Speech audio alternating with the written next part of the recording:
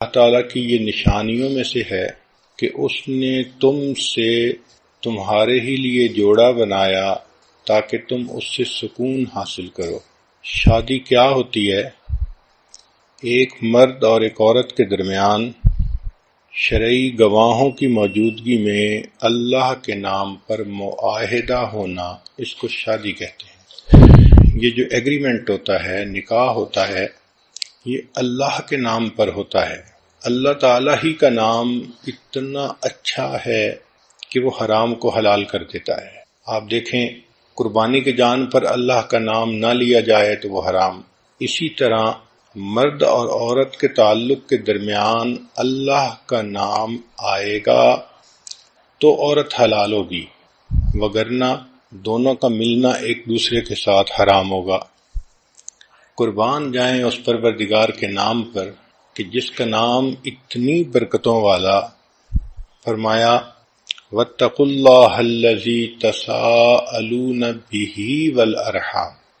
دیکھا، اللہ کے نام پر عورت مرد کے لیے حلال ہوتی ہے، مرد عورت کے لیے حلال ہوتا ہے۔ تو اس شادی خانہ آبادی میں اس اللہ کو نہ بھولیں جس پروردگار کی وجہ سے دونوں میاں بیوی بنے۔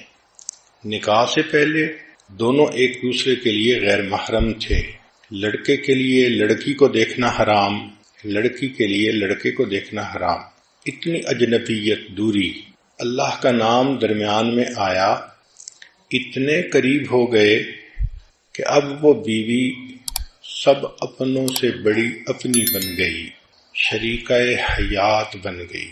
اس لیے شادی کے مقاصد ذہن میں رکھنے ضروری ہیں کہ یہ ایک بندھن ہے جو ایک مرد اور عورت کے درمیان ہوتا ہے گواہوں کی موجودگی میں اللہ کے نام پر۔ کہتے ہیں کہ wedding rings are the world's smallest handcuffs, کہ یہ جو ویڈنگ کی رنگ ہوتی ہے یہ دنیا کی سب سے چھوٹی ہتھ کڑی ہوتی ہے۔ دونوں ایک بندھن میں بندھ جاتے ہیں۔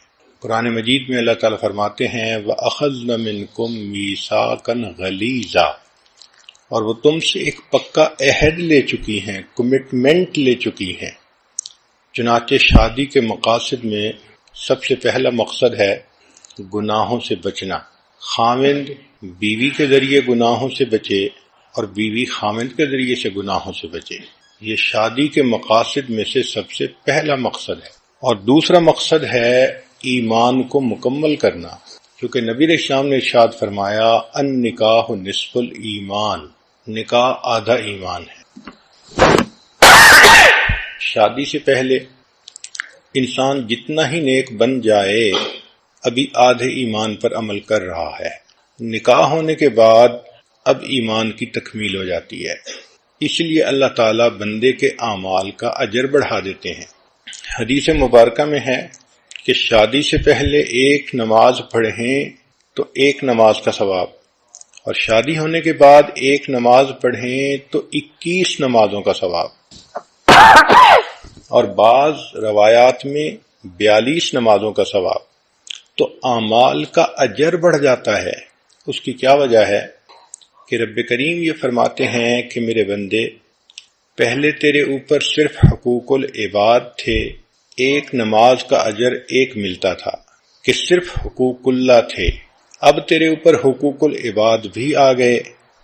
ان حقوق العباد کو پورا کرتے ہوئے جب تم میرے حقوق کو بھی پورا کرو گے، میں پروردگار اعمال کی قیمت بڑھا دوں گا۔ تو شادی کے مقاصد میں سے پہلا، میاں بیوی ایک دوسرے کے ذریعے سے گناہوں سے بچیں، اور دوسرا ایمان کی تکمیل ہو، اعمال کا اجر بڑھ جائے۔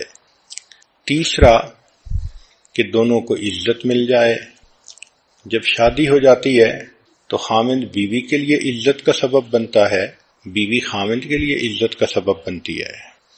پھر چوتھا مقصد محبت کا ملنا، کہ میاں بیوی دونوں ایک دوسرے کو محبتیں دیتے ہیں، محبتیں تقسیم کرتے ہیں، اور محبتوں بھری زندگی ہوتی ہے۔ پھر پانچواں مقصد ہے شریک حیات کا ملنا، کہ انسان زندگی کا ساتھی پا لیتا ہے، زندگی کے حالات کے اتار چڑھاؤ میں کوئی اس کا اپنا ہوتا ہے، وہ ایک دوسرے کے ساتھ شیئر کر سکتے ہیں، وہ دونوں مل کر زندگی کے غموں کا بوجھ اٹھا سکتے ہیں۔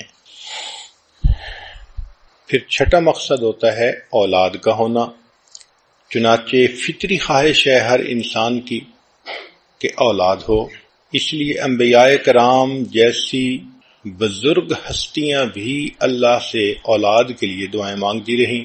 حضرت زکریا علیہ السلام نے دعا مانگی، رب انی وہن العظم منی واشتعل الرأس شیبا، اے میرے پروردگار اتنا بوڑھا ہو گیا ہوں کہ میری ہڈیاں بوسیدہ ہو گئیں اور میرے بال سفید ہو گئے، لیکن ابھی بھی میں آپ کے درگاہ سے اس نعمت کے حاصل کرنے میں مایوس نہیں ہوا، میں ابھی بھی دعا مانگتا ہوں۔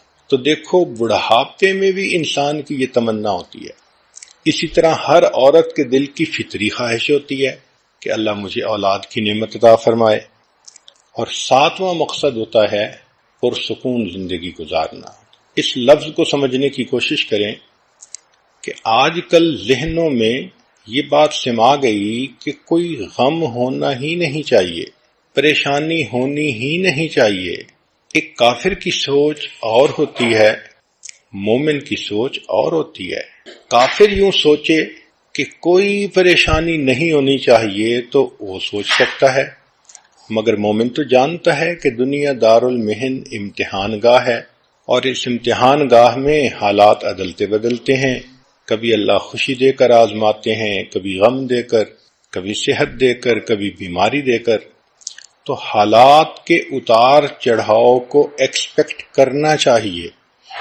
دنیا کی زندگی پھولوں کی سیج نہیں ہے، امتحان گاہ ہے۔ آپ کیا سمجھتی ہیں کہ جو دنیا کے بادشاہ ہوتے ہیں ان کو پریشانیاں نہیں ہوتی؟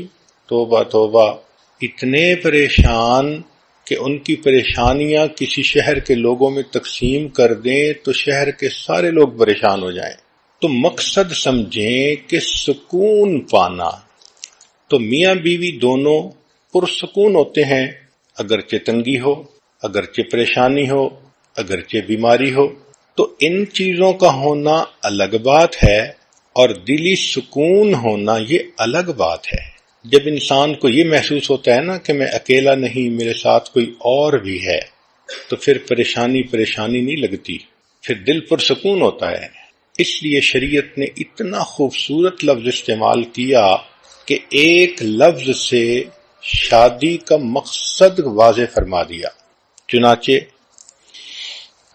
شادی ہونے کے بعد میاں بیوی مل کر قدم اٹھاتے ہیں، being together, sharing together, doing things together, یہ پھر ان کی زندگی کا اصول بن جاتا ہے۔ اب ہم پرسکون ازدواجی زندگی کیسے حاصل کریں؟ آئیے قرآن مجید کی تعلیمات کو سامنے رکھ کر اس مضمون کی تفصیلات سنیں۔ سب سے پہلے وَمِنْ آیَاتِهِ، اللہ تعالیٰ فرماتے ہیں کہ یہ اللہ کی نشانیوں میں سے ہے۔ تو خاوند بیوی کے لیے اللہ کی نشانی اور بیوی خاوند کے لیے اللہ کی نشانی۔ واقعی اگر اللہ نے میاں بیوی کو نہ بنایا ہوتا تو ہر ایک کی زندگی ادھوری ہوتی، ہر ایک کی زندگی میں خلا ہوتا۔ تو اس سے انسان عزت کرے، خاوند بیوی کی عزت کرے کہ میرے اللہ نے اس کو میری زندگی کے لیے بنایا ہے، اور بیوی اپنے خاوند کی عزت کرے۔ اور اس بات کو ذہن میں رکھیں کہ ہمارے درمیان جو نکاح کا معاہدہ ہے وہ اللہ کے نام پر ہے۔ اس لیے سورہ نساء پڑھیے تو آپ کو ہر چند آیتوں کے بعد ملے گا واتقوا اللہ، واتقوا اللہ، اللہ سے ڈرو، اللہ سے ڈرو، کیونکہ اللہ تعالیٰ جانتے تھے کہ میاں بیوی کا ریلیشن شپ اتنا ڈیلیکیٹ ہوتا ہے کہ اگر بندے کے دل میں اللہ کا خوف نہ ہو تو وہ ظاہر میں سچا بھی بنتا ہے مگر دوسرے کی دل آزاری بھی کر رہا ہوتا ہے۔ اس لیے اللہ نے فرمایا کہ تم مخلوق کا خیال مت رکھو، تمہارا معاملہ اللہ کے ساتھ ہے جو دلوں کے بھید جاننے والا ہے۔ So Allah is the witness to all thoughts intentions and actions. تم جو کر رہے ہو تمہارے من میں کیا نیت ہے اس کو اللہ جانتا ہے. آگے فرمایا وَجَعَلَ بَيْنَكُمْ مَوَدَّةً وَرَحْمَةً، اور اللہ نے تمہارے درمیان محبت پیدا کر دی. مودت کہتے ہیں محبت کو. چنانچہ میاں بیوی کو ایک دوسرے سے فزیکل اور ایموشنل دونوں طرح کی محبت چاہیے ہوتی ہے. اس لیے میاں بیوی آل سیزن فرینڈز ہوتے ہیں. یہ صرف بہار کے دوست نہیں ہوتے، یہ آل سیزن فرینڈز ہوتے ہیں. اور یہ فرینڈشپ آپس میں بلٹ اپ کرنی پڑتی ہے، اس پر انویسٹ کرنا پڑتا ہے.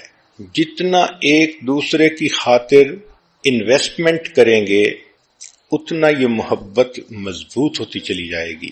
ایک دوسرے کو ٹائم دینا، ایفرٹس دینا، کیئر دینا، سپورٹ دینا، ایک دوسرے کے کام کرنا، ایک دوسرے کی ضروریات زندگی میں دلچسپی لینا، اس سے شادی کا بندھن مضبوط ہو جاتا ہے.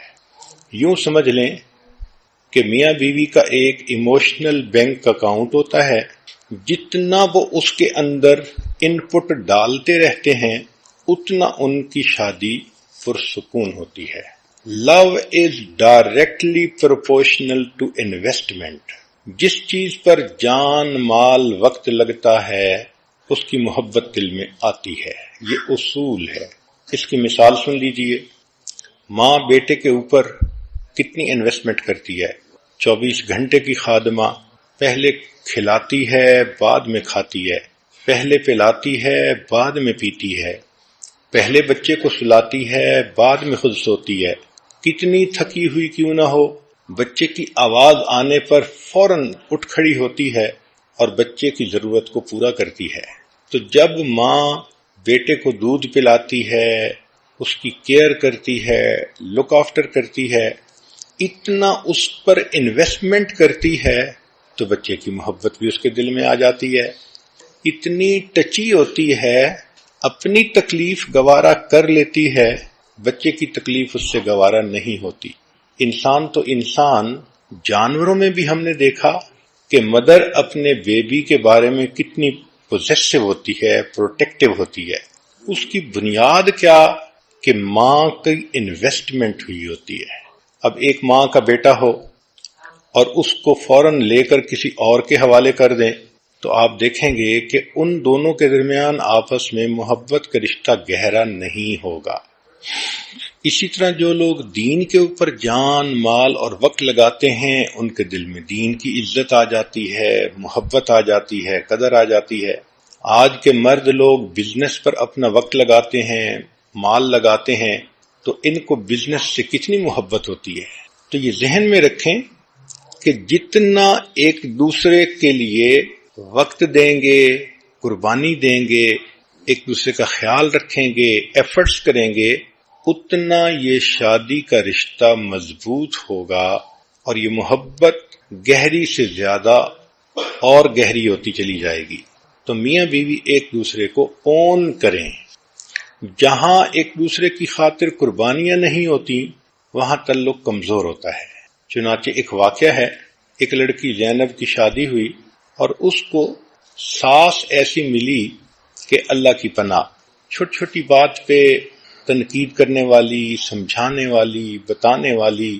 میاں بیوی آپس میں بہت خوش تھے، مگر ساس ہر وقت کوئی نہ کوئی مشورہ دیتی تھی، کوئی پوائنٹ نکال لیتی تھی جس سے اس بچی کا دل دکھتا تھا، اس کا دل تنگ ہوتا تھا.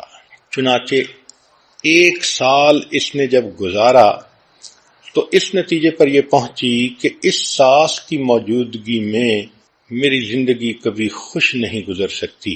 تو اس کے دل میں ایک نفرت آ گئی، دشمنی آ گئی، عناد آ گیا.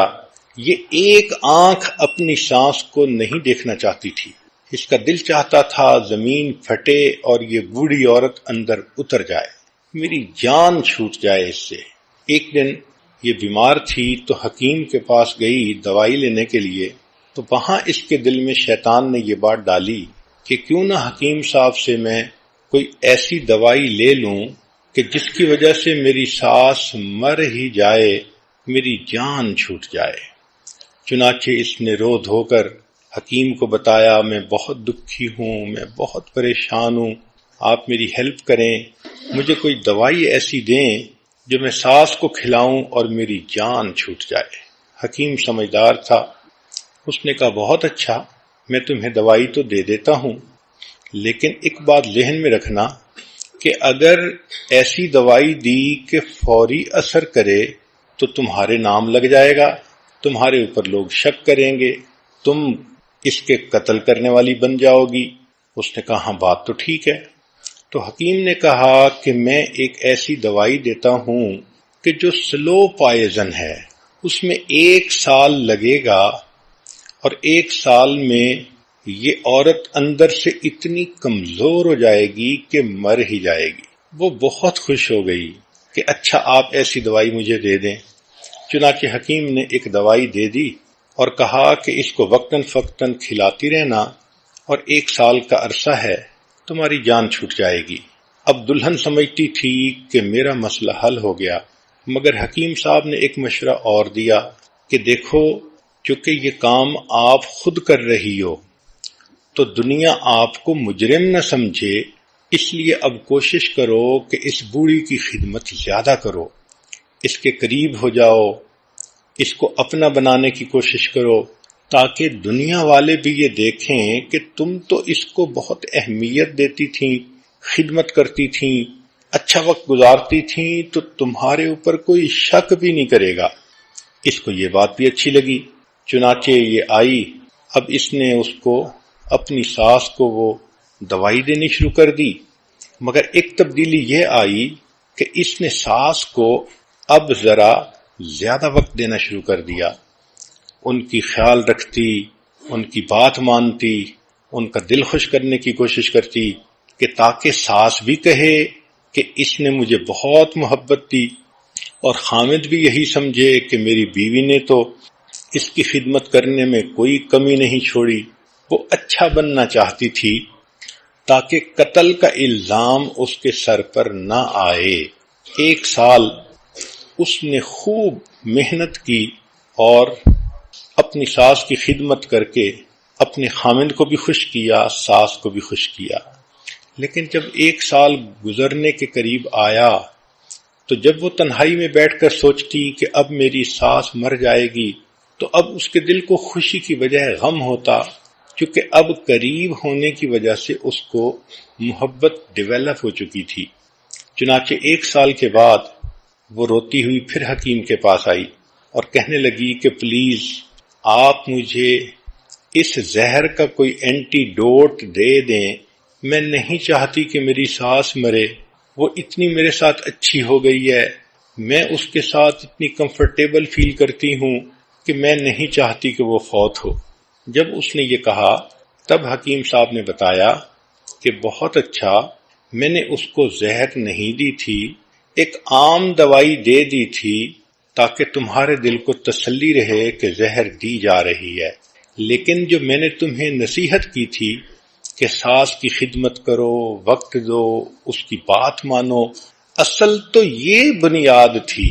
پہلے تم نے انویسٹمنٹ کوئی نہیں کی ہوئی تھی، تمہیں اس کی بات بری لگتی تھی، وہ تمہیں سمجھاتی تھی تمہارے فائدے کی نیت سے، اور تمہیں زہر چڑھتا تھا۔ اب جب تم نے اپنے آپ کو سمجھا کر اس کی خدمت کرنی شروع کر دی تو اب تمہارے درمیان محبت پیدا ہو گئی۔ پریشان نہ ہونا، تمہاری ساس ابھی نہیں مرے گی، اپنی طبعی زندگی گزارے گی۔ اب اس لڑکی کے آنکھوں سے پھر آنسو آ گئے، یہ غم کے آنسو نہیں تھے، یہ خوشی کے آنسو تھے۔ تو سوچئے کہ عورت اگر تھوڑا سا اپنے دل کو صبر دے اور پھر خدمت کرے، محبتیں تقسیم کرے، تو حالات خود بخود ٹھیک ہو جاتے ہیں، جو مخالف ہوتے ہیں وہ بھی موافق ہو جاتے ہیں۔ ساس پہلے بھی اچھا چاہتی تھی، سمجھاتی تھی، لیکن یہ سینسٹیو بہت ہو گئی تھی، بات نہیں سننا چاہتی تھی۔ اب جب اس نے اس کی بات سنی شروع کر دی تو ساس بھی بیٹیوں کی طرح اس سے محبت کرنے لگ گئی۔ چنانچہ اس لڑکی اور اس کی ساس کے درمیان محبت مثالی محبت بن گئی۔ اللہ اکبر کبیرہ۔ تو اس لیے میاں بیوی کے درمیان بھی جو محبت ہوتی ہے وہ بھی انویسٹمنٹ ہوتی ہے۔ بیوی خامند کے لیے اپنا ٹائم انویسٹ کرے اور خامند اپنی بیوی پر انویسٹمنٹ کرے تو یہ محبت پھر مضبوط سے مضبوط تر ہوتی جائے گی۔ دوسری بات شریعت نے کہی مودتم و رحمہ، اور تمہارے درمیان ہم نے رحمت کو رکھ دیا۔ دیکھیں جوانی میں میاں بیوی کی محبت میں ایک دوسرے کی جنسی ضرورت کا بھی عنصر شامل ہوتا ہے، لہذا اگر میاں بیوی جھگڑا بھی کریں، ناراض بھی ہوں، تو شام کو پھر دونوں اکٹھے ہوتے ہیں، خامند کو بیوی کی ضرورت، بیوی کو خامند کی ضرورت۔ لیکن جب بڑھاپا آ جاتا ہے تو اس وقت یہ جنسی ضرورت کا پہلو نہ ہونے کے برابر ہو جاتا ہے، تو اس وقت تو ایک دوسرے کے ساتھ اگر جھگڑا ہو تو نفرتیں پکی ہو جاتی ہیں۔ تو شریعت کی خوبصورتی دیکھیے کہ اللہ رب العزت نے ایک دوسرا لفظ استعمال کیا کہ تمہارے درمیان مودت بھی رکھ دی اور رحمت بھی رکھ دی۔ رحمت کہتے ہیں کہ اب تم ایک دوسرے کے ساتھ جو زندگی کا اتنا عرصہ گزار چکے، اب اس کی قدردانی کرو اور اس کی وجہ سے ایک دوسرے کے ساتھ درگزر کا معاملہ کرو۔ تو رحمہ is to give without asking to return, اس کو رحمت کہتے ہیں۔ یعنی جو آپ اپنی جوانی میں ایک دوسرے کے لیے انویسٹمنٹ کر چکے ہیں اس کو آنر کریں، اس کا احساس کریں۔ خامند یہ سوچے جب یہ میرے پاس آئی تھی، چھوٹی عمر تھی، خوبصورت تھی، اب اتنے بچوں کی ماں بن گئی، اب اس کی وہ صحت نہ رہی، وہ خوبصورتی نہ رہی، اس نے تو اپنی لائف ہی انویسٹ کر دی، تو اس کی قدر ہونی چاہیے۔ بیوی بھی سوچے کہ میرے خامند نے مجھے سایہ دیا، مجھے گھر دیا، مجھے عزت دی، یہ میرے اتنے بچوں کا باپ ہے، اب اگر یہ بڑھاپے میں ذرا سینسٹیو طبیعت کا مالک بن بھی گیا ہے تو کوئی بات نہیں، مجھے برداشت کرنا چاہیے۔ تو رحمت کا لفظ سبحان اللہ ایک دوسرے کی قدردانی کرنا اور گزرے ہوئے وقت کا لحاظ کرنا۔ چنانچہ ایک آدمی جو دفتر کے اندر اچھی پوسٹ پر تھا، اس کے دفتر میں ایک لڑکی سیکٹری بنی جس کا نام للی تھا۔ تھوڑے دنوں کے بعد یہ افسر صاحب اس لڑکی کے ساتھ برے تعلق کے اندر گرفتار ہو گئے۔ اب اس کے دماغ میں ہر وقت وہ لڑکی سمائی ہوئی ہوتی اور اس کا جی چاہتا کہ بس میں ابھی شادی کروں۔ لڑکی کی ریکوائرمنٹ یہ تھی کہ تم پہلی بیوی کو طلاق دو پھر میں شادی کروں گی۔ چنانچہ اب اس نے گھر میں آ کر اپنی خوشیوں بھری شادی شدہ زندگی کو خود خراب کرنا شروع کر دیا۔ بیوی کے ساتھ برے طریقے سے بول رہا ہے، اس کو اگنور کر رہا ہے، اس کے کاموں میں دلچسپی نہیں لے رہا، بچوں کے سامنے اس کو ڈانٹ ڈپٹ کر رہا ہے۔ اب بیوی پریشان کہ اس کو ہو کیا گیا، یہ تو اتنا اچھا خامند تھا، اچانک کیا اس میرے اندر تبدیلی آ گئی کہ آنکھیں ہی بدل گئیں۔ چنانچہ اپنی طرف سے تو اس نے ہر ممکن کوشش کی خوش کرنے کی، مگر یہ بندہ تو خوش ہونا ہی نہیں چاہتا تھا، اس کی نیت ہی بد تھی۔ یہ چاہتا تھا میں اس کو طلاق دوں اور اس کے بدلے نئی چنچل اتنی خوبصورت لڑکی وہ میری بیوی بن جائے گی۔ چنانچہ جب خوب گھر کے اندر فساد مچا تو ایک دن بیوی نے اس سے پوچھا کہ دیکھو ہماری زندگی کے 25 سال اتنے اچھے گزر گئے، اب کیا مسئلہ بن گیا؟ تو اس نے کہا کہ اصل میں تمہیں طلاق دینا چاہتا ہوں اور میں اور شادی کرنا چاہتا ہوں۔ بیوی نے پوچھا کیوں؟ اس لیے کہ وہ زیادہ خوبصورت ہے، کم عمر ہے، نوجوان ہے، میں خوشیاں چاہتا ہوں۔ اب بیوی نے سمجھانے کی کوشش تو بہت کی، مگر خامند کے تو دماغ میں کچھ اور ہی شیطانیت بھری ہوئی تھی۔ اس نے کہا دیکھو مجھے تو طلاق دینی ہے اور تم سے جان چھڑانی ہے، اور میں اپنی خوشی کی خاطر دوسری شادی کر کے ہی رہوں گا۔ جب بیوی نے محسوس کر لیا کہ یہ بندہ اپنے دل میں ایک فیصلہ کر چکا ہے تو اس نے کہا کہ اچھا آپ کیا چاہتے ہیں؟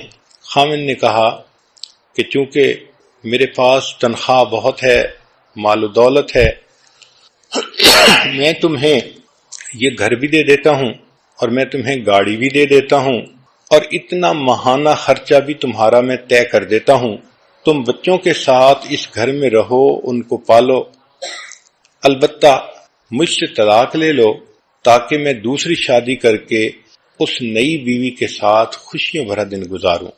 بیوی تھوڑی دیر خاموش رہی، پھر کہنے لگی کہ اچھا، میری شرط یہ ہے کہ نہ مجھے مکان چاہیے، نہ مجھے تمہارا ماہانہ خرچہ چاہیے اور نہ مجھے تمہاری گاڑی چاہیے۔ اس نے کہا پھر کیا چاہیے؟ اس نے کہا کہ بس میری شرط یہ ہے کہ تم مجھے محبت بھرا 1 مہینہ دے دو اور اس 1 مہینے میں اس طرح محبت سے رہو جیسے ہم اس وقت محبت سے رہتے تھے جب ہماری شادی ہوئی تھی، ابتدائی دنوں میں۔ خامن نے کہا کہ یہ تو بہت آسان کام ہے، 1 مہینہ اس کو محبتیں دو، پیار دو اور پھر جان ہی چھوٹ جائے گی۔ چنانچہ خامن نے اس کے ساتھ یہ عہد کر لیا۔ اب چونکہ میاں بیوی میں عہد تھا تو بیوی نے اسے کہا کہ دیکھو، جب شادی ہوئی تھی میں دلہن تھی، آپ ایسے آتے تھے، ایسے بیٹھتے تھے، ایسے بات کرتے تھے، میں بھی آپ سے ایسے بات کرتی تھی، لہذا ہم نے یہ مہینہ اسی حالت میں گزارنا ہے۔ خامن نے کہا بہت اچھا۔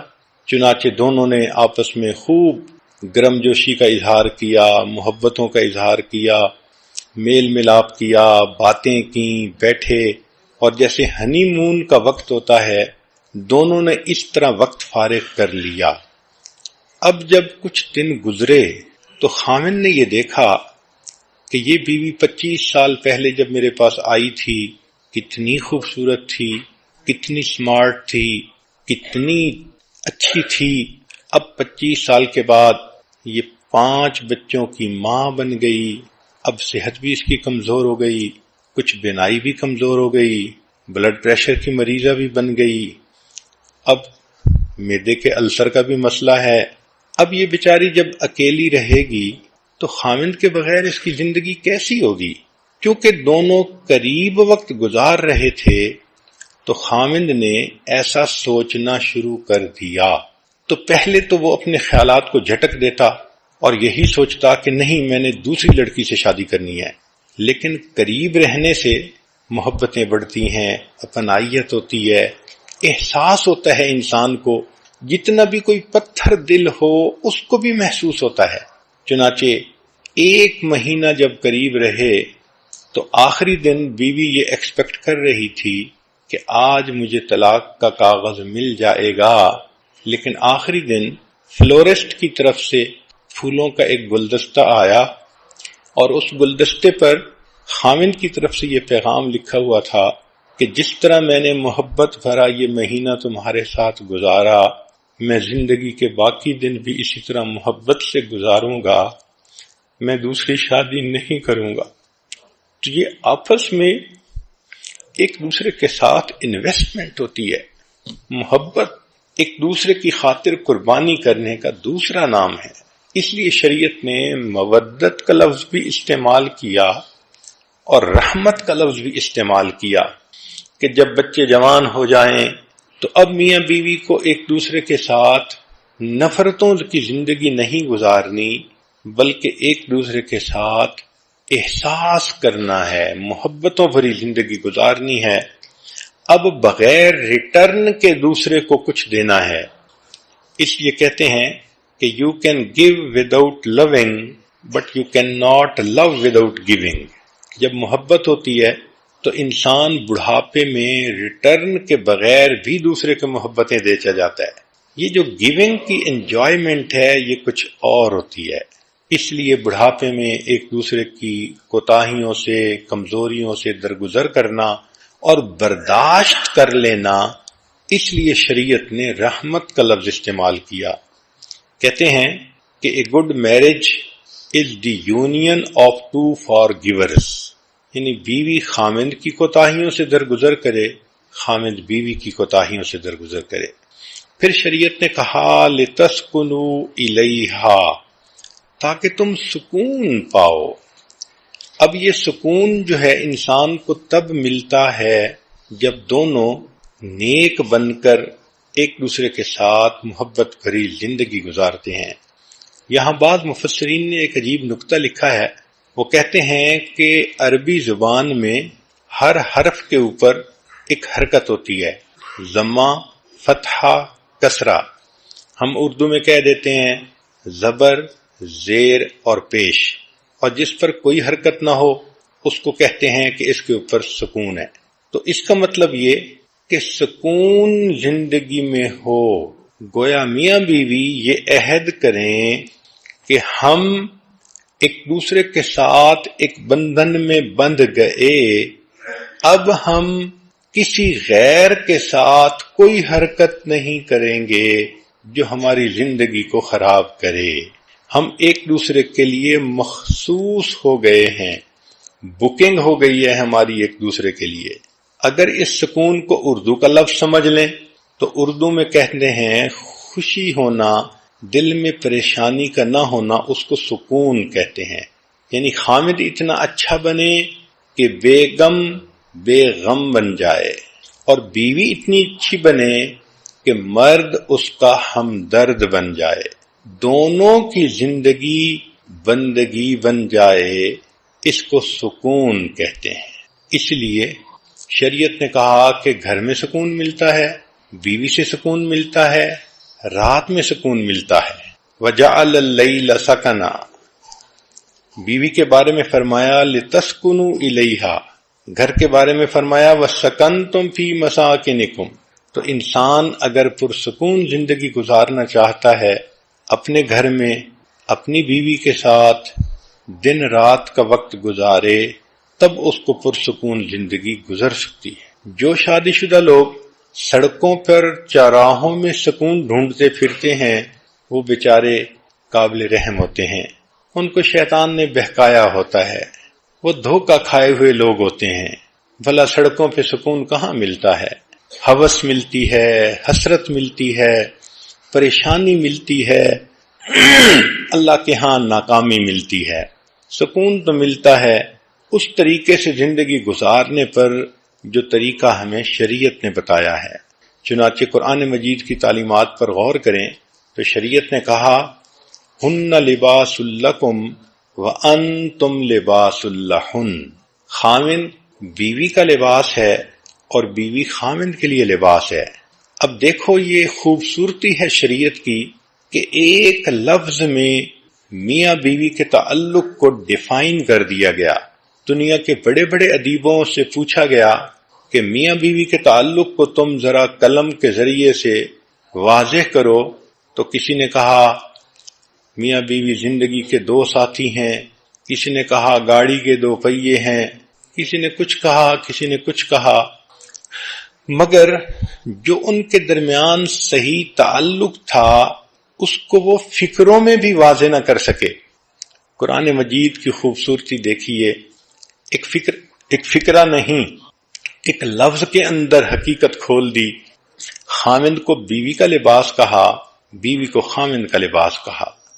نکتہ کیا ہے کہ لباس سے انسان کے عیب چھپتے ہیں، بیوی کے عیب خاوند کی وجہ سے چھپتے ہیں، خاوند کے عیب بیوی کی وجہ سے چھپتے ہیں۔ پھر سردی گرمی میں انسان کپڑوں سے اپنا بچاؤ کرتا ہے، اسی طرح زندگی کی سردی گرمی میں بیوی خاوند کے ذریعے سے پروٹیکشن لیتی ہے، خاوند کو بیوی کے ذریعے سے پروٹیکشن ہوتی ہے۔ پھر انسان کپڑے پہنتا ہے تو خوبصورت نظر آتا ہے۔ عورت کی تو بات ہی اور ہے کہ اللہ نے اس میں بہت حیا رکھی ہوتی ہے۔ مرد ہی کو سوچ لیں کہ اگر اس کو کوئی کہہ دے کہ ہم تمہیں بے لباس کر دیں گے تو مرد کا جی چاہتا ہے کہ زمین پھٹ جاتی، میں اندر اتر جاتا اس سے پہلے کہ میرا لباس کوئی میرے جسم سے اتارے۔ تو لباس کے بغیر انسان دوسرے کے سامنے آنا گوارا نہیں کرتا، لباس سے اس کو زینت ملتی ہے۔ تو میاں بیوی بھی ایک دوسرے کا لباس ہیں، ایک دوسرے کی زینت ہیں۔ اور پھر ایک اور اچھا اور خوبصورت معنی مفسرین نے یہ بھی بیان کیا کہ انسان کے جسم کے سب سے زیادہ قریب اس کا لباس ہوتا ہے۔ آپ غور کریں تو لباس سے زیادہ تو انسان کے قریب اور کچھ نہیں ہوتا۔ لباس جسم کے ساتھ چپکا ہوا ہوتا ہے، اس طرح جسم ساتھ ہوتا ہے۔ تو شریعت نے کہا کہ دیکھو جس طرح لباس تمہارے جسم کے قریب ہے، اس طرح شادی ہونے کے بعد میاں خامند کے میاں بیوی کے اتنا قریب اور بیوی خامند کے اتنا قریب، دونوں لباس کی طرح ایک دوسرے کے ساتھ اکٹھے ہیں، دونوں ایک ہیں۔ اس لیے کہتے ہیں کہ chains do not hold a marriage together, it is threads, hundreds of tiny threads which sew husband and wife together through years. سال گزرتے ہیں، میاں بیوی ایک دوسرے کے ساتھ محبتوں بھری زندگی گزارتے گزارتے تو یہ سوئی دھاگے کے جیسے ٹانکے لگ جاتے ہیں اور چیز جڑ جاتی ہے، اس طرح میاں بیوی کے دل جڑ جاتے ہیں۔ شادی میں یہ کوتاہی کی جاتی ہے کہ خامن چاہتا ہے بس بیوی آئیڈیل ہو اور اپنی ذمہ داریاں پوری کرے، خود نہیں سوچتا کہ مجھے بھی تو آئیڈیل بننا چاہیے اور مجھے بھی تو بیوی کی ضروریات کو پوری کرنی چاہیے۔ تو یہ جو ہوتا ہے نا کہ دوسرے سے ایکسپیکٹیشن زیادہ رکھنا اور خود نہ کرنا، یہ شادی کے فیلیور کا بڑا سبب ہوتا ہے۔ اس لیے کہتے ہیں کہ success in marriage does not merely come through finding the right mate but through being the right mate. ہم شادی کے بعد اچھے ساتھی خود بنیں گے تو پھر دوسرا بھی انسان اچھا بن جائے گا۔ اللہ اکبر کبیرہ۔ تو یہ شادی جب ناکام ہوتی ہے تو شادی ناکام نہیں ہوتی، لوگ ناکام ہوتے ہیں، دو بندے ناکام ہو جاتے ہیں اپنی زندگی کے مقصد میں۔ اس لیے میاں بیوی ایک دوسرے کے ساتھ محبت پیار کی زندگی گزاریں۔ ہمارے حضرت مرشد عالم رحمت اللہ علیہ فرمایا کرتے تھے، جہاں محبت موٹی ہوتی ہے وہاں عیب پتلے ہوتے ہیں، اور جہاں محبت پتلی ہوتی ہے وہاں عیب موٹے ہوتے ہیں۔ جب محبت کمزور ہوتی ہے تو خامند کو بیوی میں بہت کوتاہیاں نظر آتی ہیں اور بیوی کو خامند میں بہت کوتاہیاں نظر آتی ہیں۔ اس لیے کوشش یہ کریں کہ یہ محبت مضبوط ہو تاکہ کوتاہیاں نظر ہی نہ آئیں اور انسان پیار کی زندگی گزارے۔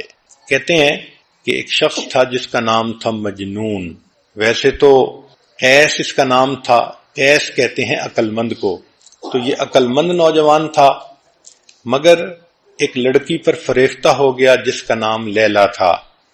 ایسا دل دے بیٹھا کہ بیچارہ اپنے آپ سے ہی گیا، ہر وقت لیلا کی خیال، لیلا کی سوچ، لیلا کی باتیں، چنانچہ اس کے تذکرے بہت لوگوں میں مشہور ہو گئے۔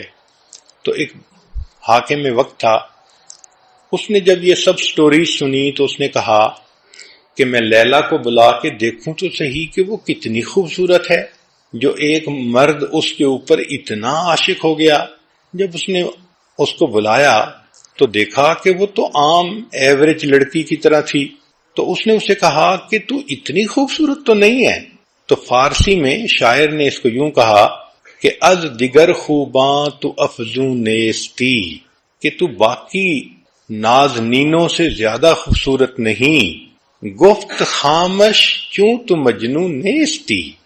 لیلا نے جواب دیا، خاموش رہو، یہ بات تم اس لیے کر رہے ہو کہ تم مجنو نہیں ہو، میرا حسن دیکھنے کے لیے مجنو کی آنکھ چاہیے۔ تو بات تو اس نے بہت سچی کی کہ مجنو کی آنکھ سے اگر بیوی کو دیکھو تو بیوی لیلا نظر آئے گی، پھر بیوی مس یونیورس نظر آئے گی، پھر بیوی کائنات کی سب سے زیادہ خوبصورت عظیم ہستی نظر آئے گی۔ آنکھ میں محبت ہونی چاہیے۔ اس لیے شریعت کہتی ہے کہ محبت ایک دوسرے کے ساتھ ہو تو پھر عیب پتلے ہو جاتے ہیں۔ ایک مرتبہ مجنو کو اس کے باپ نے کہا، بیٹا تیری وجہ سے میری بہت بدنامی ہوئی، چل میں تجھے حرم لے جاتا ہوں، تو وہاں چل کے توبہ کر تاکہ یہ سب بدنامیاں ختم ہو جائیں۔ تو مجنو اپنے والد کے ساتھ حرم شریف چلا گیا، غلاف کعبہ پکڑ کے باپ ساتھ کھڑا ہے، تو مجنو نے دعا مانگنی شروع کی۔ اب والد نے تو یہ کہا تھا کہ دعا مانگ اور لیلا کی محبت سے ہمیشہ کے لیے جان چھڑا، تو مجنو نے غلاف کعبہ پکڑ کر دعا مانگی، الہی الہی تبت من کل المعاصی ولیکن حب لیلا لا اتوب، اے اللہ میں ہر گناہ سے توبہ کرتا ہوں مگر لیلا کی محبت سے توبہ نہیں کرتا۔ اور ساتھ یہ بھی کہا کہ الہی لا تسلبنی حبہا ابدا، اے اللہ اس کی محبت کبھی میرے دل سے نہ نکالنا۔ وَيَرْحَمَ اللَّهُ أَبَدًا قَالَ آمِينَ، اور اللہ میری دعا پر جو آمین کہہ دے اس بندے کے گناہ بھی معاف کر دینا۔ تو جب محبت ہوتی ہے تو انسان کی آنکھ کچھ اور دیکھتی ہے۔ شریعت نے ہمیں یہ کہا کہ میاں بیوی ایک دوسرے کو مجنو اور لیلا کی آنکھ سے دیکھیں تو غلطی کوتاہیاں نظر ہی نہیں آئیں گی اور ایک دوسرے کے ساتھ اچھی زندگی گزرے گی۔ اسی لیے حدیث مبارکہ میں آتا ہے کہ اللہ رب العزت نے اما حوا کو آدم علیہ السلام کی پسلیوں سے پیدا کیا۔ اللہ اکبر، نبی علیہ السلام نے بتلایا۔ یہاں نکتے کی بات یہ ہے کہ سر سے نہیں بنایا کہ اس کو سر پہ نہ بٹھا لینا، اور پاؤں سے نہیں بنایا کہ اس کو پاؤں کی جوتی نہ سمجھ لینا۔ اللہ نے پسلی سے عورت کو بنایا کہ یہ تمہارے دل کے قریب رہے اور تم اس سے محبت بھری زندگی گزارو۔ اس لیے کہتے ہیں کہ true love does not consist of holding hands, it consist of holding hearts together. دل جڑتے ہیں تو گھر آباد ہو جاتے ہیں، جس طرح اینٹیں جڑتی ہیں تو مکان بن جاتے ہیں۔ پھر شریعت نے دیکھو ایک اور خوبصورت اصول بنایا، الرجال قوامون علی النساء، کہ اللہ نے گھر کے اندر مرد کو قوام بنایا ہے، امیر بنایا ہے۔ جس طرح ایک آفس ہو، چند بندے کام کرتے ہوں تو ایک کو مینیجر بنا دیتے ہیں، تو شریعت نے بھی مرد کو گھر کا مینیجر بنا دیا اور بیوی کو کہا کہ تم اس کی ماتحت ہو، اس کی بات مان کر چلو گی تو تمہاری زندگی میں برکتیں ہوں گی۔ آج ایک بڑی غلطی گھروں میں یہ بھی ہوتی ہے کہ عورت چاہتی ہے کہ حکومت میری ہو، بات میری چلے، خامند میری انگلیوں کے اشاروں پہ ناچے۔ یہ ایک بہت بے وقوفی والی سوچ ہے۔ جس کو رب نے ذمہ دار بنایا تو برکتیں تو اب اسی کے ساتھ ہیں۔ اس لیے ایک دوسرے کے ساتھ آرگومنٹس کرنا اور اپنی برتری کو ثابت کرنے کی کوشش کرنا، میرے فیصلے زیادہ بہتر ہوتے ہیں، میں زیادہ پڑھی لکھی ہوں، میں زیادہ اچھی ہوں، میرا آئی کیو لیول، یہ سب بے وقوف کی باتیں ہیں۔ بھئی آپ سب کچھ ہو مگر وہ مرد آپ کا امیر ہے، اور مامور کی کامیابی امیر کی اطاعت میں ہوتی ہے۔ اللہ تعالیٰ تو یہ دیکھیں گے کہ تم نے خامند کی فرمانبرداری کتنی کی۔ اس لیے life is short, don't make it shorter by arguments. کیا ضرورت ہے جھگڑوں میں پڑنے کی، پرسکون زندگی گزاریں۔ ایک واقعہ سن لیجئے۔ خالد رضی اللہ عنہ ایک صحابی ہیں، ان کی بیوی کا نام ہے رملہ، اور یہ رملہ حضرت زبیر رضی اللہ عنہ کی بیٹی تھیں، عبداللہ ابن زبیر رضی اللہ عنہ کی بہن تھیں۔ اسماء رضی اللہ عنہ جو صدیق اکبر رضی اللہ عنہ کی بیٹی ہیں، یہ ان کی بیٹی تھیں۔ چنانچہ رملہ اور خامد آپس میں اچھی زندگی گزار رہے تھے، مگر ان کے خامد خالد رضی اللہ عنہ کو عبداللہ ابن زبیر رضی اللہ عنہ سے کوئی رنجش تھی۔ وہ کہتے تھے کہ اس کی طبیعت میں سختی زیادہ ہے، یہ دوسرے بندے کی بات کو وزن نہیں دیتے۔ چنانچہ ایک موقع پہ دونوں اکٹھے تھے گھر میں، یعنی خالد رضی اللہ عنہ بھی تھے اور عبداللہ ابن زبیر رضی اللہ عنہ بھی آ گئے۔ تو دونوں میں کچھ بات ہوئی تو خالد رضی اللہ عنہ نے کچھ غصے سے اپنے جذبات کا اظہار کر دیا۔ عبداللہ ابن زبیر رضی اللہ عنہ نے جواب بھی دیا، تو گویا دو مردوں کے درمیان کچھ ہاٹ ورڈز جو تھے وہ ایکسچینج ہوئے۔ رملہ خاموشی کے ساتھ ایک طرف بیٹھی رہیں۔ جب عبداللہ ابن زبیر چلے گئے تو خامند نے بیوی کو کہا کہ تمہارا خامند اور تمہارا بھائی آپس میں بحث کر رہے تھے اور تم آرام سے ایک طرف بیٹھی رہیں، کیا مسئلہ تھا؟ تو رملہ نے کہا، ہم عورتیں ہیں، اللہ نے ہمیں پھول بنایا ہے کہ تاکہ ہمارے خامند ہماری خوشبو سے لذت اٹھائیں، ہمیں ان جھگڑوں میں پڑنے کی کیا ضرورت ہے۔ اتنا خوبصورت جواب تھا کہ خالد لانو اٹھے اور انہوں نے بیوی کے ماتھے پہ بوسہ دیا اور ان کا غصہ ہی ختم ہو گیا۔ تو عورتوں کو تو ان جھگڑوں میں اور ان چیزوں میں پڑنے کی ضرورت ہی نہیں ہے۔ خاوند کا دل جیتیں، محبتوں بھری زندگی گزاریں اور اللہ کی مقبول بندی بن کر وقت گزاریں۔ قرآن مجید پر نظر دوڑائیے تو قرآن مجید نے ایک اور خوبصورت اصول بتایا، فرمایا وَعَاشِرُوهُنَّ بِالْمَعْرُوفِ کہ خامدو تم اپنی بیویوں کے ساتھ اچھے سلوک کی زندگی گزارو۔ مفسرین نے لکھا ہے کہ اللہ رب العزت نے بیویوں کی سفارش کی ہے خامدوں کو، اور نبی علیہ السلام نے بھی سفارش فرمائی۔ اس لیے حدیث پاک میں آتا ہے کہ جب نبی علیہ السلام دنیا سے تشریف لے جانے لگے تو آخری بات آپ نے فرمائی وَمَا مَلَكَتْ أَيْمَانُكُمْ، اپنے ماتحتوں کا خیال رکھنا، اور ماتحتوں میں بیوی کا سب سے پہلا نمبر ہوتا ہے۔ تو گویا بیوی کے لیے دو بڑی بڑی سفارشیں ہیں، ایک اللہ کی سفارش ہے اور ایک رسول اللہ صلی اللہ علیہ وسلم کی سفارش ہے۔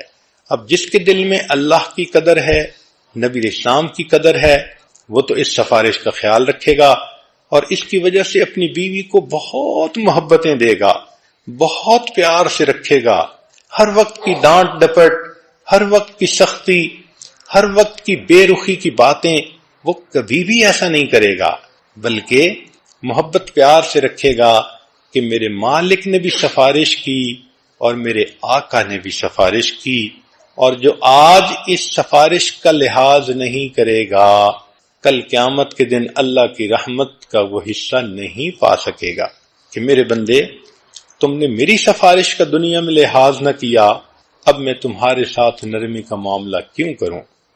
حضرت تھانوی رحمۃ اللہ نے واقعہ لکھا ہے، ایک بندے کی بیوی سے بڑی غلطی ہو گئی، چاہتا تو طلاق دے دیتا، گھر بھیج دیتا، مگر اس نے دیکھا کہ بیوی بہت زیادہ ریپینٹ کر رہی ہے تو اس نے اس کو اللہ کے لیے معاف کر دیا۔ کچھ عرصے بعد یہ خامد کی وفات ہوئی، خواب میں کسی نے دیکھا تو پوچھا کیا ہوا، تو اس نے کہا کہ اللہ کے حضور پیشی ہوئی، اللہ رب العزت نے فرمایا تم نے اپنی بیوی کو میری بندی سمجھ کے معاف کیا تھا، آج میں تمہیں اپنا بندہ سمجھ کے معاف کر دیتا۔ تو ہم ایک دوسرے کی غلطیوں سے درگزر کریں گے، اس کے بدلے اللہ ہماری غلطیوں سے درگزر فرمائیں گے۔ تو کامیاب ازدواجی زندگی کے لیے دو نکتے کی باتیں ذرا ذہن میں رکھ لینا۔ ایک تو یہ کہ شادی کے بعد میاں بیوی کو اپنی ایک لینگویج ڈیولپ کر لینی چاہیے، اس کو کہتے ہیں لینگویج آف میرج۔ ایک دوسرے کو محبت کی نظروں سے دیکھنا، مسکرا کے دیکھنا، پیار بھرے لفظ ایک دوسرے کو ایکسچینج کرنا، اشارے کرنا، یہ سب کے سب مل ملا کر ایک لینگویج بنتی ہے جس کو لینگویج آف میرج کہتے ہیں۔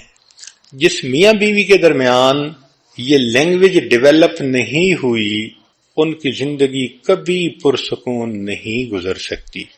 تو ایک تو میاں بیوی میرج کی لینگویج کو ڈیولپ کریں، اشارے کنائے ہوں۔ میاں بیوی کے اشارے کنائے تو ایسے ہوتے ہیں کہ شاعر نے لکھ دیا میانے عاشق و معشوق رمزیست کرامن کاتبین راہم خبر نیست، کہ میاں بیوی کے درمیان ایسے اشارے ہوتے ہیں کہ فرشتوں کو بھی پتہ نہیں چلتا، وہ میسج پاس آن کر جاتے ہیں۔ تو ایک تو اس لینگویج کا ڈیولپ ہونا ضروری ہے، اور دوسرا جیسے آپ مختلف مضمون سکول میں پڑھتی ہیں، سائنس کا مضمون، کیمسٹری کا مضمون، فزکس کا مضمون، تو آج آپ کو ایک مضمون پڑھائیں جس کو کہتے ہیں arithmetic of marriage. Arithmetic of marriage یعنی شادی کا یہ الجبرا ہے۔ اس الجبرے کا قانون کیا ہے کہ 1+1 is everything، یعنی میاں اور بیوی دونوں اکٹھے ہیں تو سب کچھ ہے، اور 2-1 is nothing، کہ اگر دو ہیں مگر الگ ایک کو کر دیں تو پیچھے کچھ بھی نہیں بچتا۔ تو یہ ارتھمیٹک کی ایکویشن یاد کر لیں کہ 1+1 is everything اور 2-1 is nothing۔ اب لب لباب آج کی گفتگو کا کہ اگر میاں بیوی چاہتے ہیں کہ ایک دوسرے کے ساتھ پرسکون ازدواجی زندگی گزاریں تو اس کا طریقہ یہ ہے کہ دونوں اللہ کے فرما بردار بندے بن کر زندگی گزاریں۔ یہ اصول یاد رکھنا، جو خدا کا فرما بردار نہیں وہ بندوں کا فرما بردار کبھی نہیں بن سکتا، جو خدا کا وفادار نہیں وہ بندوں کا وفادار کبھی نہیں بن سکتا۔ اسی لیے جو نیک نہیں ہوتے خامن بیویوں کے سامنے جھوٹ بولتے ہیں، سبز باغ دکھاتے ہیں، الٹے سیدھے بہانے بناتے ہیں، اندھیرے میں اس کو رکھتے ہیں اور قسمیں کھا کر کہیں نہ کہیں اپنی انوالومنٹ کی زندگی گزار رہے ہوتے ہیں، اور جو بیویاں نیک نہیں ہوتی وہ خامند کے ناک کے نیچے دیا جلا رہی ہوتی ہیں، خامند کے پاس رہتے ہوئے اس سے منافقت کر رہی ہوتی ہیں۔ تو اصل چیز یہ ہے کہ ہم اللہ کے بندے بنیں گے تو ایک دوسرے کے ساتھ بھی ہم پرخلوص زندگی گزار سکیں گے، لہذا ازدواجی زندگی کامیاب۔ تو جب انہوں نے مجھے وہ سارے جواب بتائے تو میں نے کہا کہ حضرت جس لائن کا بندہ ہوتا ہے نا وہی خیال اس کے ذہن میں آتے ہیں۔ کہنے لگے ہاں۔ میں نے کہا کہ چونکہ میری یہ لائن ہے ذکر و سلوک والی، تو ہمارے پاس ہر آنے والا بندہ کوئی نہ کوئی پریشانی لے کے آتا ہے، یہ مصیبت، یہ پریشانی، اس کا حل، اس کا حل، اس کا حل۔ تو مجھے تو یہ لگتا ہے کہ امام بخاری رحمۃ اللہ نے اس کو آخری حدیث کے طور پر اس لیے چنا کہ اب یہ طلباء پڑھ کے گھروں کو واپس جائیں گے، کوئی کاروبار کرے گا، کوئی ملازمت کرے گا، ان کی شادیاں ہوں گی، یہ طالبات گھروں میں جائیں گی، ان کے رشتے آئیں گے، یہ اپنے سسرال کو جائیں گی، پریکٹیکل زندگی گزاریں گے، اور پریکٹیکل زندگی میں ان کو مشکلات کا سامنا ہونا ہی ہے، تو یہ مشکلوں میں پھنسیں گے۔ اس وقت پھر یہ پریشان ہوں گے کہ اب ان مشکلوں سے پھنسنے کی کیا کوئی عمل ہے جو ہمیں بتا دیا جائے۔ تو امام بخاری رحمۃ اللہ وہ عمل جاتے ہوئے بتا گئے کہ دیکھو طلباء، تم اگر تسبیح زیادہ پڑھو گے تو اللہ تعالیٰ تمہاری مشکلات کو آسان کر دے گا۔ دو دلیلیں ہیں، ایک حدیث مبارکہ سے ملتی ہے، ایک مرتبہ عمر لانو نے ایک بندے کو 10 درے لگانے کا حکم دیا، جلاد کو کہا کہ اس کو 10 درے لگاؤ۔ اب جلاد نے جب اس کو پہلا درہ لگایا نا تو اس بندے نے کہا سبحان اللہ، یعنی اس وقت کے مجرم بھی ایسے تھے کہ جو چوٹ پڑنے پر اول فال نہیں بکتے تھے، اللہ کا ذکر کرتے تھے۔ تو جب اس نے ایک جو ہے نا درہ لگایا تو مجرم نے کہا سبحان اللہ، تو حضرت عمر لانو کا دل پسیج گیا، انہوں نے جلاد کو کہا دعنی، چھوڑ دو اس کو، بس باقی نہ مارو۔ اب ابن کعب لانو بڑے مفتی قسم کے صحابی تھے، وہ پاس تھے، فضاحکا ابن کعب، تو ابن کعب لانو مسکرا پڑے۔ عمر لانو نے ان سے پوچھا کہ من یضحکک، حضرت آپ مسکرائے کیوں ہیں؟ وہ کہنے لگے کہ میں حیران اس بات پہ ہوں کہ سبحان اللہ نے اس بندے کی سزا میں تخفیف کر دی تو سبحان اللہ بندے کی سزا کو تھوڑا کروا دیتا ہے۔ یہ تو حدیث پاک سے اس کی دلیل ہے، اور قرآن پاک سے اس کی دلیل یہ ملتی ہے کہ حضرت یونس علیہ السلام اللہ کے منشا سے مچھلی کے پیٹ میں چلے گئے۔ اب مچھلی کے پیٹ میں حضرت یونس علیہ السلام بہت مضطرب تھے، اندھیرا تھا، ایک رات کا اندھیرا، ایک مچھلی کے پیٹ کا اندھیرا، اور ایک وہ سمندر کے نیچے تھی وہاں کا اندھیرا۔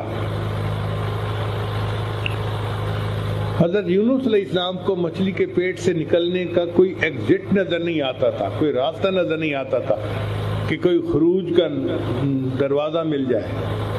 اب اس اندھیرے میں جب کوئی امید نظر نہیں آتی تھی، حضرت یونس علیہ السلام نے اللہ کی تسبیح بیان کی، لا الہ الا انت سبحانک انی کنت من الظالمین، اور اس تسبیح کی برکت سے اللہ نے ان کو مچھلی کے پیٹ سے نجات عطا فرمائی۔